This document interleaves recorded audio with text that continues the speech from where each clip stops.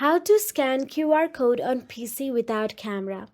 If your PC does not have a camera, you can still scan a QR code using online tools or apps. So here is a simple method. First of all, open any web browser and in the search address bar type down the QR code scanner and navigate to its official website.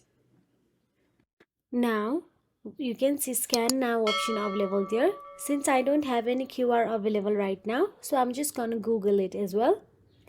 Search for the QR for now, go to the images and download any for now.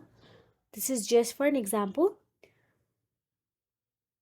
Save it to your phone or desktop. Now click upload an image and select the QR code file.